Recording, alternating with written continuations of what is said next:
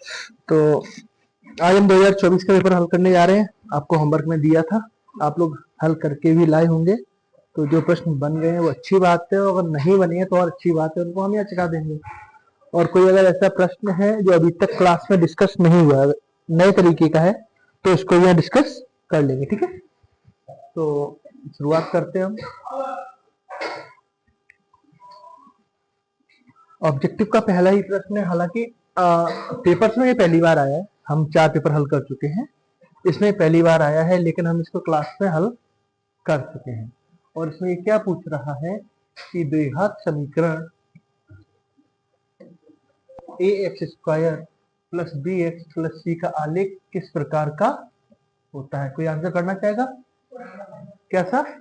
परवलय का होता है। बिल्कुल सही उत्तर है आप लोगों का कि द्विघात बहुपद का जो आलेख होता है वो परवलय होता है। ये कुछ ऐसा बनता है ना। यहाँ पे अगर मैं बात करूं, एक सरल रेखा भी आलेख बनता है। किसका बनता है, कोई बता पाएगा? बिल्कुल, जो रैखिक समीकरण होता है उसका आलेख कैसा बनता है? सरल रेखा बनती है। बहुत अच्छी बात है, आपको ये याद हो गया कि द्विघात समीकरण का आलेख कैसा होता है? परवलय होता है। समीकरण, रैखिक समीकरण a1x plus b1y plus c1 बराबर 0 और a2x plus b2y plus c2 बराबर 0 आश्रित एवं संगत बात की है। दोनों एक साथ बोला है। और आश्रित और संगत हमारा सिर्फ और सिर्फ एक समीकरण होता है, जिसको हम क्या बोलते हैं? संपाती रेखाएं। जो एक दूसरे के ऊपर ओवरलैप कर जाती हैं वो क्या कहलाती है? संपाती रेखाएं, जो एक के ऊपर एक ही ओवरलैप कर जाती हैं, और इनके अनंतः अनेक हल होते हैं। और इनका ग्राफ कैसा होता है? एक के ऊपर ही दूसरी रेखा आ जाती है, और इसका जो समीकरण होता है वो होता है a1 बटे a2, b1 बटे b2 और c1 बटे c2। कल हमने आपसे एक बात की थी कि कभी कभी वो चालाकी चल देती, दोनों एक जैसे दिख रहा है। पढ़ के करोगे तो अलग बात है, जल्दबाजी में कोई ए लगा सकता है, कोई बी लगा सकता है। तो इसलिए कभी अगर जब आपको ऑप्शंस एक जैसे दिखें तो उन दोनों ऑप्शंस को अच्छे से देख लेना। यहाँ ये सही लिखा हुआ है a1 बटे a2, b1 बटे b2 और c1 बटे c2।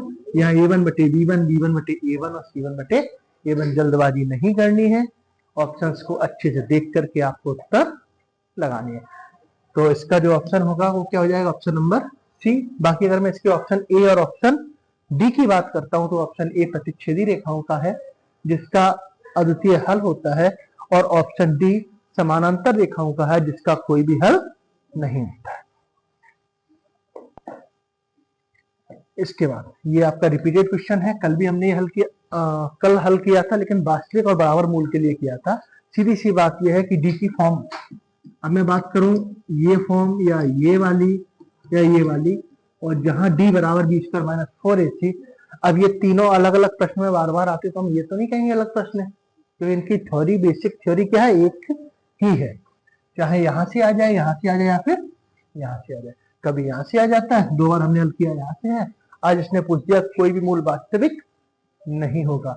और मूल वास्तविक कब नहीं होते हैं? जब डी 0 से छोटा होता है। और जब डी 0 से छोटा होने का मतलब डी लेस देन 0, और डी की जगह क्या आ जाता है? b² minus 4ac। हम ऐसा समीकरण ढूंढेंगे जिसमें b² minus 4ac less than 0 होगा, और वो कौन सा? Option number D. ठीक है, अगर ऑप्शन नंबर बी की बात करें तो ये डी बराबर 0, मूल वास्तविक और बराबर। और ऑप्शन नंबर सी की बात करते हैं तो डी ग्रेटर देन 0 या b² minus 4ac greater than 0 का मतलब होता है मूल वास्तविक और असमान, जबकि ए ऑप्शन जैसा कोई ऑप्शन होता नहीं है। इसके बाद 11वां पद पूछा है। ऐसा हमने प्रश्न कल बिल्कुल शायद टीच किया था, यही प्रश्न किया था, है ना? बिल्कुल रिपीटेड है, फिर भी हम एक बार इसको देख लेते हैं। बिल्कुल एडिटिव प्रश्न है, ये रिपीटेड है। a बराबर -3 और d बराबर शायद इसमें आया था 5/2, है ना?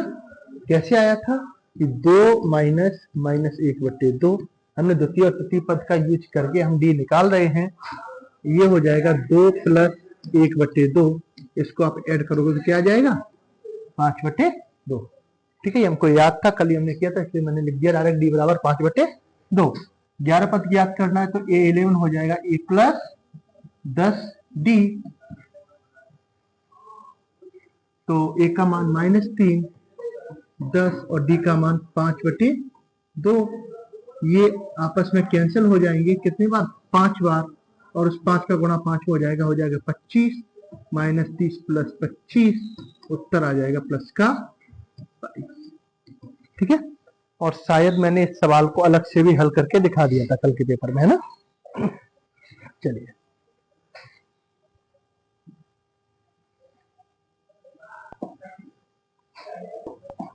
अगला प्रश्न है आपका कि प्रसिद्ध यूनानी गणितज्ञ थेल्स का समय काल है।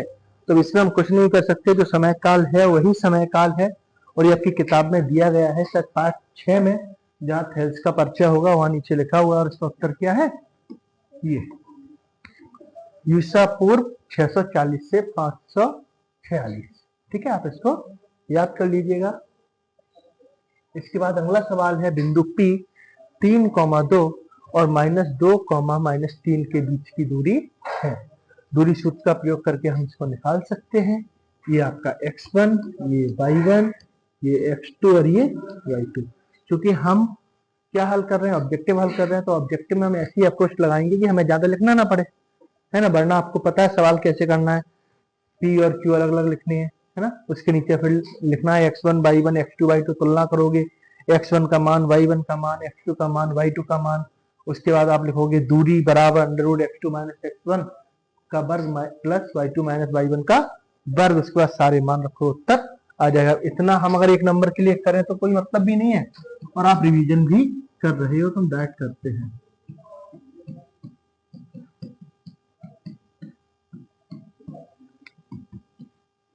x2 का मान है आपका -2 और x1 का मान है 3, y2 का मान है -3, y1 का मान है 2। ये -5 का वर्ग, सॉरी यहाँ गलती होती थोड़ा,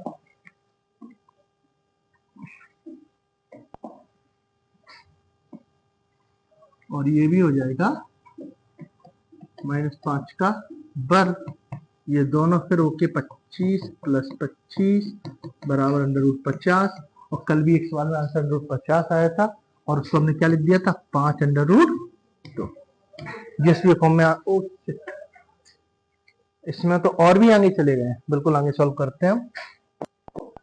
यहाँ पे एक स्टेप और आगे चला गया है, तो हम क्या करेंगे? √2 का मान रखेंगे, 5 गुणा √2 का मान होता है 1.414, और जब 5 का गुणा आप इसमें करेंगे तो आपका उत्तर आ जाएगा 7.07 लगभग।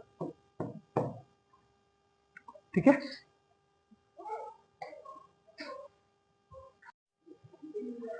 तो इसका उत्तर कितना आ गया था? 7.07।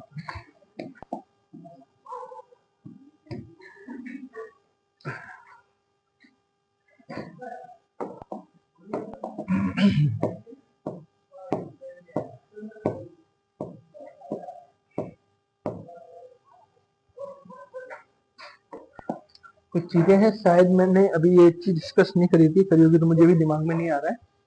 कुछ मान है जो आप याद कर लीजिए, जैसे √2 का मान होता है 1.414, √3 का मान होता है 1.732, और √5 का मान होता है 2.236, है ना। ये दशमलव यहाँ लगता है, मैं कहाँ लगा रहा हूँ?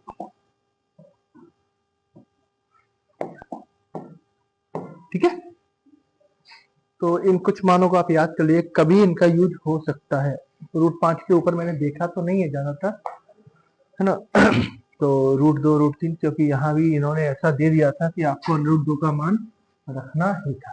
ठीक है, तो इनको भी आप याद कर लीजिएगा।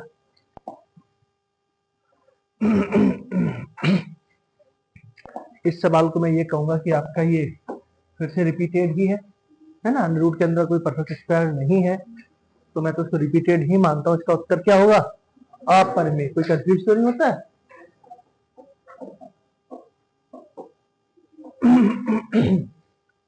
ठीक है। इसके बाद चर x के बहुपद p ऑफ x में x की उच्चतम घात क्या कहलाती है? क्या कहलाती है? बहुपद की घात। क्योंकि जो आप x की घात देखते हो उसी के चलो, तो जब हम बहुपद की बात करते हैं तो हम x चर जो इसमें x होता है ना, उसी की घात को देख के हम बात करते हैं कि अगर x की घात 2 है मैक्सिमम तो हम बोल देते हैं द्विघाती बहुपद है, x की घात 3 है तो बोल देते हैं त्रिघाती बहुपद है। यहाँ से एक चीज और मैं कर दूं कि शून्यकों की संख्या भी हम चर की घात को देख के ही निर्धारित करते हैं। चर की घात 2 है तो शून्य 2, चर की घात 3 है तो शून्य 3, और चर की घात 1 यानी कि रैखिक समीकरण शून्य कितना होता है? 1 होता है। इसके बाद ये कल का फिर से रिपीटेड है। कल की भाषा की किसी धराचार्य ने एक सूत्र प्रतिपादित किया जिसे डॉट डॉट डॉट कहते हैं, स्थान में ही आया था। वो आप लोगों ने क्या भरा था? द्विघाती सूत्र। आज उन्होंने बोला द्विघाती समीकरण को हल करने हेतु द्विघाती सूत्र है। सूत्र पूछ दिया है ना, इसी को आपकी द्विघाचार्य का समीकरण या सूत्र भी बोलते हैं। और वो सूत्र होता क्या है? x बराबर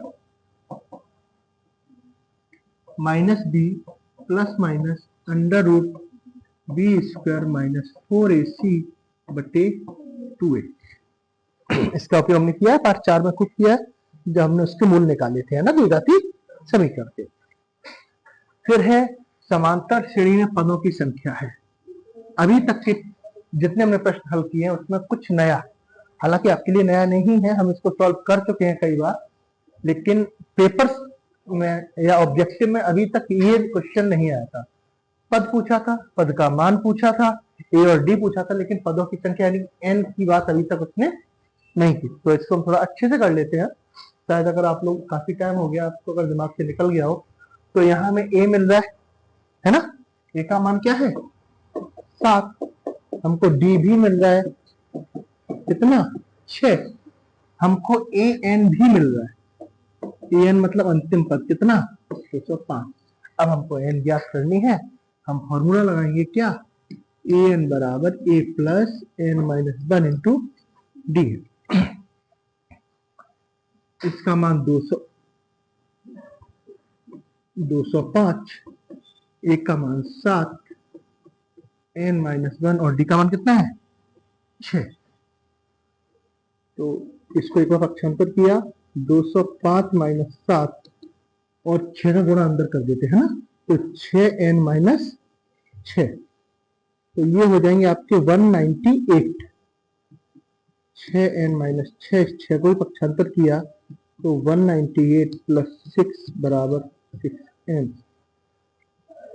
तो ये आपके फिर से हो जाएंगे 204। क्या नहीं लिख दो? तो n बराबर हो जाएगा 204 बटे 6। आप जो इसमें भाग दोगे तो 6 या 18, 2 बचेंगे तो 24। n बराबर क्या आ गया? 34। इससे पदों की संख्या कितनी होगी? 34 होगी। ठीक है, 98 बात करो 6 18। ठीक है, तो यहाँ जो पदों की संख्या कितनी आएगी? 34। आगे चलते हैं, क्योंकि आपको पीडीएफ हम नहीं दे रहे हैं, तो अगर आपको किसी भी चीज का सॉल्यूशन चाहिए तो वीडियो को बैक करके आप पॉज करके मिल सकता है ना। अब क्या है, सभी कौन से त्रिभुज समरूप होते हैं? इसमें तो सोचना ही नहीं है, रट गया है। समबाहु। थोड़ा हम लोगों ने ये सीरीज लेट शुरू करी, अगर शायद हमने इसको 15 दिन पहले किया होता तो जो 2 नंबर के प्रश्न थे ना वो भी आपको ऐसे रट ही गए होते, बार बार वही आते हैं। एक बात आप याद रखना, जैसे ऑब्जेक्टिव में प्रश्न रिपीटेड हो रहे हैं ना, ऐसे 2 नंबर में भी होते हैं। बाकी जब तक आप लोग यहाँ आते रहेंगे क्लास में, तब तक हम करते रहेंगे, तो कुछ तो हो ही जाएगा, है ना, क्योंकि कल एक लास्ट पेपर और कराएंगे 2025 का। इसके बाद से सोमवार से हम 2 नंबर के ही करेंगे। 8 त्रिज्या वाले व्रत के एक त्रिज्य खंड, क्या पूछा है, व्रत का त्रिज्य खंड। त्रिज्य खंड का अगर बात करें तो आपको याद आना चाहिए वही केक का पीस, छोटा वाला, है ना। तो ये पूरा व्रत था, ये आपका केक था। यार व्रत मेरे से सही नहीं बनता, और क्या है, पढ़ाते पढ़ाते इतना टाइम हो गया, लेकिन ये व्रत गोल नहीं बनना। चलो आप इसी से काम चला लो, ठीक है। त्रिज्यखंड का कोण थीटा है के संगत चाप की लंबाई, यानी कि आपसे क्या पूछा है, ये जो चाप है इसकी लंबाई क्या है, और इसका सूत्र हमने आपको लिखा रखा है क्या, लिख दू थीटा बटे 360 इंटू, कोई पाई आर स्क्वायर वाला तो नहीं है, अब तो कंफ्यूजन नहीं है। चाप की लंबाई क्या होगी, थीटा बटे 360 इंटू 2 पाई आर। आप लोग बिल्कुल कॉन्फिडेंस रखिएगा मेरे ऊपर कि अगर सच में आप ईमानदारी से ये प्रश्न हल कर रहे हैं मेरे साथ, तो ऐसे ही ये पेपर आपके एग्जाम हॉल में भी हल होंगे। यही आने हैं, थोड़ा बहुत घुमा के पूछेंगे, कहीं अलग से प्रश्न नहीं बनते हैं। तो आप खुद ही समझ जाए, क्योंकि कभी ना कभी आए हुए पेपर्स तो है ना, कोई फेक पेपर्स तो है नहीं। चलिए, अब है वृत्त को 2 बिंदुओं पर प्रतिच्छेद करने वाली रेखा को तिर्यक छेदी रेखा कहते हैं। तो आपको पहले ही दिख रहा होगा ये असत्य है, क्योंकि हमने क्या पढ़ा है, वृत्त को 2 बिंदुओं पर प्रतिच्छेद करने वाली रेखा को छेदक रेखा कहते हैं। तो असत्य तो हो गया, लेकिन तिर्यक छेदी रेखा है क्या है, ये भी थोड़ा आप समझ लीजिए कि जब भी 2 रेखाएं जो एक दूसरे के समानांतर होती है एक ही तल में, इनको कोई एक अन्य रेखा काटती है, इस रेखा को तिर्यक छेदी रेखा कहते हैं। ये रेखा अंतःकोण, है ना, एक शीर्षाभिमुख कोण वगैरह बनाती है। ये आपका कक्षा 9 अध्याय 6 का है ना, अध्याय 6 या 7 मुझे इतना दिमाग में नहीं आ रहा है ना। वहां जो अपन ने पढ़ा था, फिर यहाँ ये कोण दिए रहते थे, हम इन कोणों को ज्ञात करते थे, है ना। तो अध्याय 6 में ही है ना, रेखा एवं कोण, अध्याय 6 में ही है। तो उसका है, उसको इस रेखा को क्या कहते हैं, तिर्यक छेदी रेखा कहते हैं। और यहाँ पे क्या आना चाहिए था वैसे, सही अगर सत्य करना था तो छेदक रेखा, चूंकि इसने तिर्यक छेदी लिखा है तो ये क्या है, असत्य है। एक निश्चित करना है, प्रायिकता 1 होती है, कुछ सोचना ही नहीं है। अर्धगोले के आयतन का सूत्र गलत है ना, असत्य। सही तो, अब सही तो नहीं बताना, सही क्या है, सही याद है ना सबको, 2/3 पाई आर स्क्वायर। चलिए, इसके बाद त्रिकोणमितीय अनुपातों की सहायता से किसी वस्तु की ऊंचाई, लंबाई या 2 सुदूर वस्तुओं के बीच की दूरी ज्ञात की जा सकती है। बिल्कुल की है हमने, है ना। मीनार की ऊंचाई क्या है, मीनार की लंबाई क्या है, ये सब चीजें हमने बिल्कुल ज्ञात की हैं, तो ये सत्य है।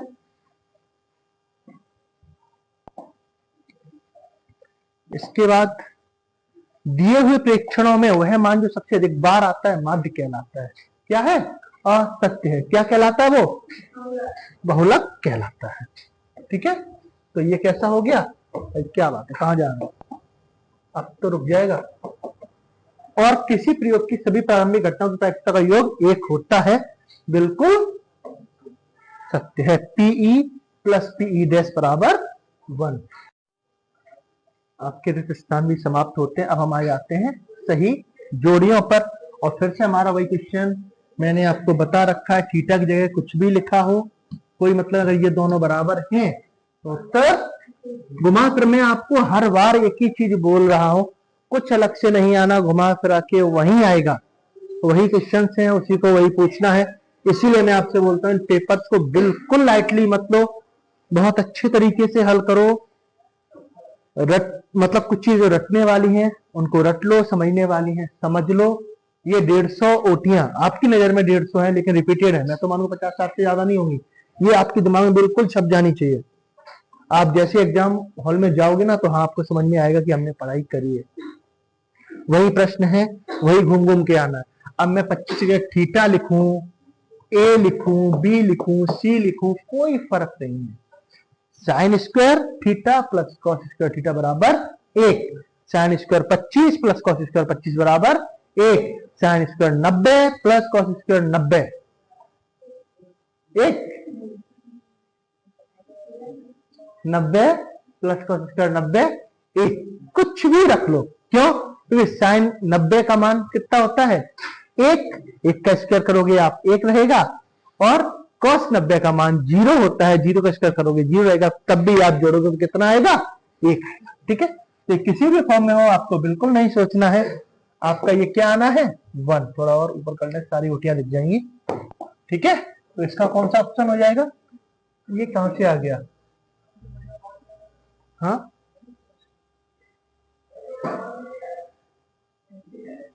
6 3 क्या लफड़ा है?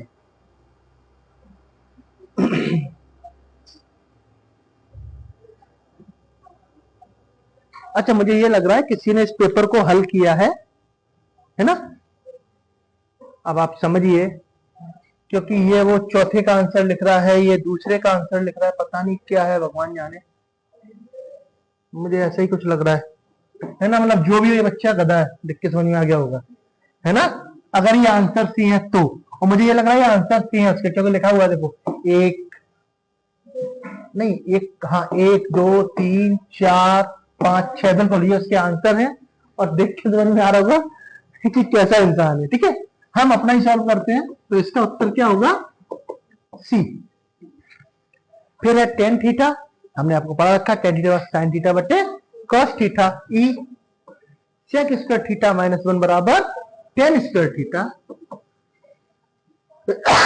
टेन का मान 1/√3, अब तो याद हो गया होगा। और ये जो √3 दिया ये कितना का होगा? 10/60 का मान। त्रिज्य खंड का क्षेत्रफल थीटा बटे 360 इंटू पाई आर स्क्वायर, और अर्धगोले का आयतन 2/3 पाई आर क्यूब। ठीक है, डन।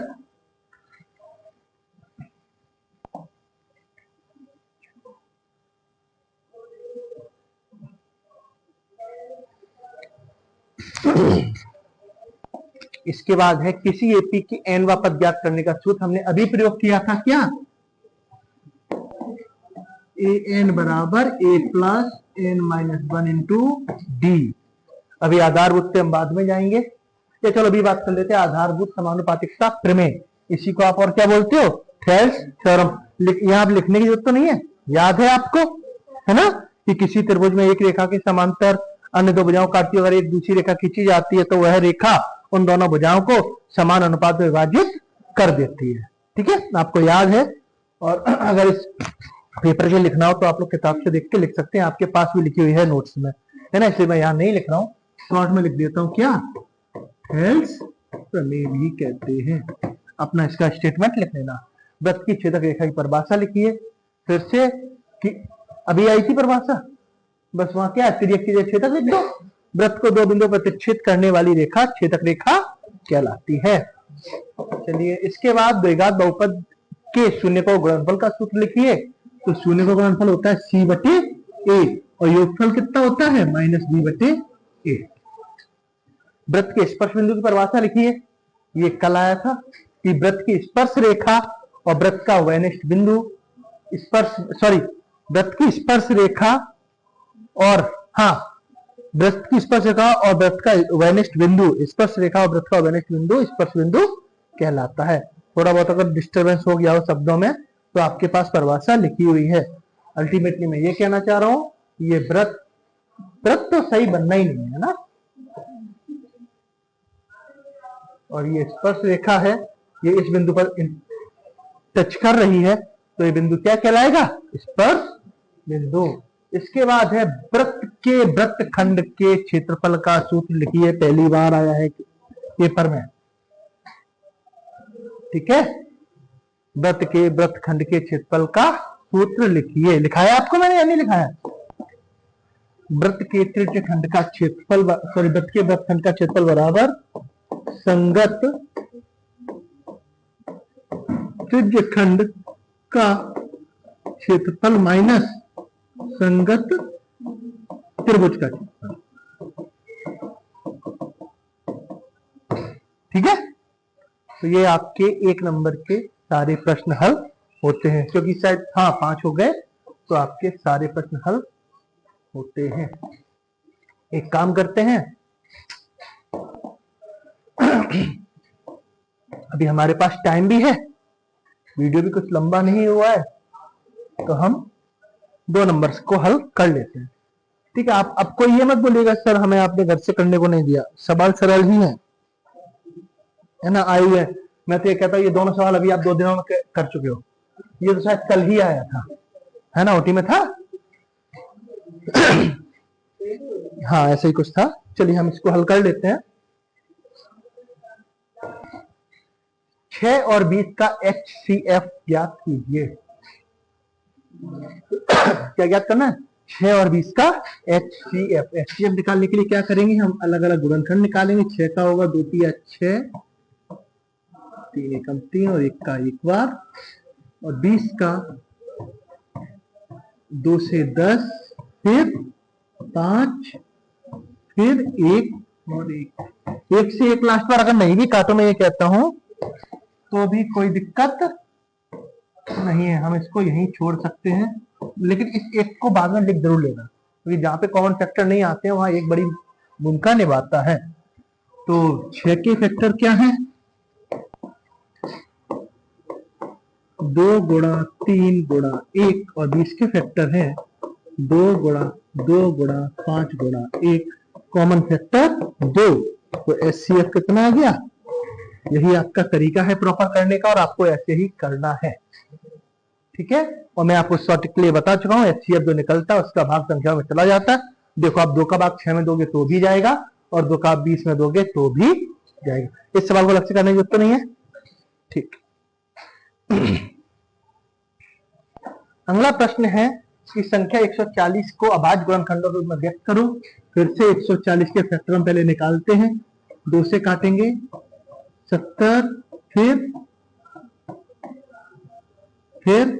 कट जाएगा, 2 से नहीं कटेगा। चलो कुछ तो सीख रहे हो कम से कम। आप किससे काटेंगे? 5 से। कितनी बार? 7 बार, और 7 से काटेंगे 1 बार, और लिख देंगे हम 140 बराबर 2 गुणा 2 गुणा 3 गुणा 5 गुणा 7 गुणा, अच्छा 3 है ही इसमें, चलो फ्लो में निकल गया, कोई बात नहीं है अब। ठीक है, तो 140 बराबर 2 का वर्ग 5 की घात 1 7 की घात 1 और 1 की घात। ठीक है, हाँ इसमें 1 भी ना लो, यहां पे आपका ठीक है।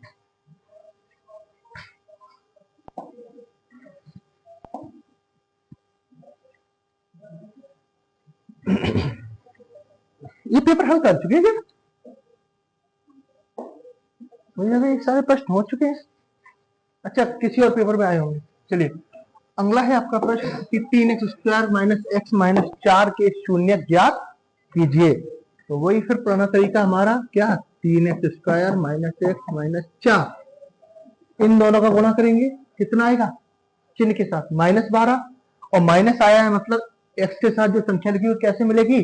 घटा के, और कहां से? 12 के गुणनखंडों के साथ। तो 12 के ऐसे गुणनखंड जिनको घटा के 1 मिलता है वो होंगे 4 तिया 12, 4 माइनस 3।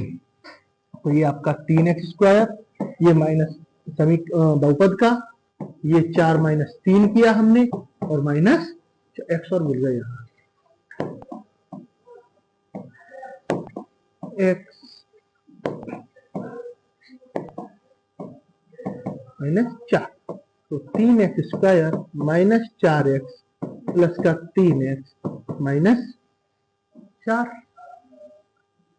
केवल x कॉमन आया, कुछ और तो कॉमन आना नहीं है ना। तो यहाँ बचेगा 3x माइनस 4। इसी को हम दोबारा लिख देते हैं क्या, 3x माइनस 4, और यहाँ की और यहाँ की क्या करते हैं? तुलना। देखो दोनों एक जैसे ही हैं और प्लस के भी हैं, तो सिर्फ क्या लिख देंगे यहाँ? +1। एक बार 3x माइनस 4 और एक बार x प्लस 1, यहाँ 9 डालेंगे कि बहुपद p ऑफ x बराबर 3x² माइनस x माइनस 4 का मान 0 होगा। अब वो कब होगा? जब 3x माइनस 4 बराबर 0, तो 3x बराबर 4, x बराबर 4/3 और x प्लस 1 बराबर 0, x बराबर माइनस 1। ठीक है, यहाँ पे पक्षांतर कर रखा है हमने। कोई दिक्कत यहाँ पे? ये आपके उत्तर आ गए। ठीक है, वैसे समय तो अब ये तो नहीं पूछूंगा, समझ में आया क्योंकि हम रिवीजन कर रहे हैं, है ना। फिर भी अगर कहीं आप भूल रहे थे तो आपको रिकॉल हो गया होगा।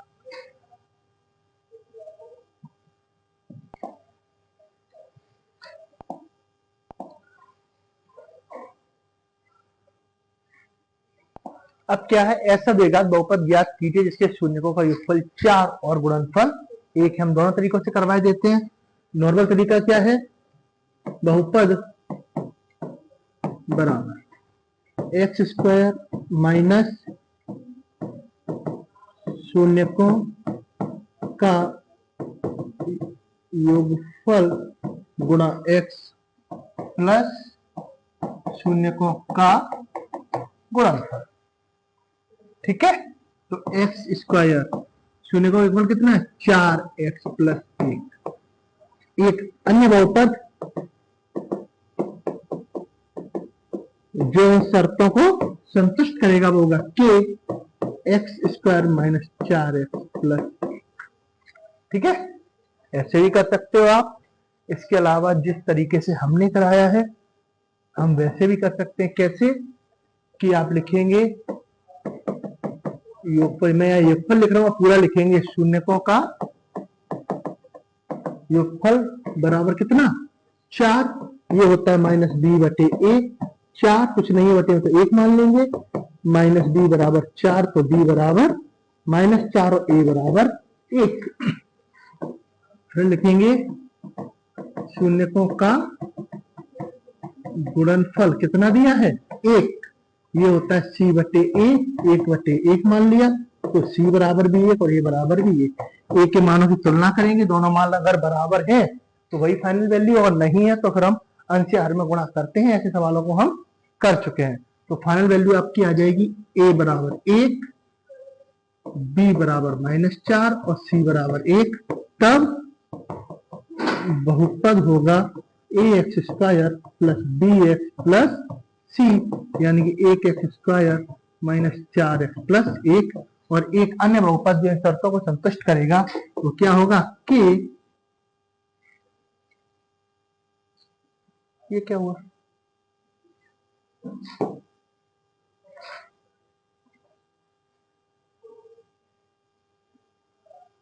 चलिए, वो क्या होगा? कि 1x² माइनस 4x प्लस। ठीक है, कोई ग्लिच है, लेकिन आपको सवाल है ना, सवाल वही हो गया था। थोड़ा पॉज करके हम कर लेंगे। क्या ग्लिच आ रहा देख लेते हैं इसको।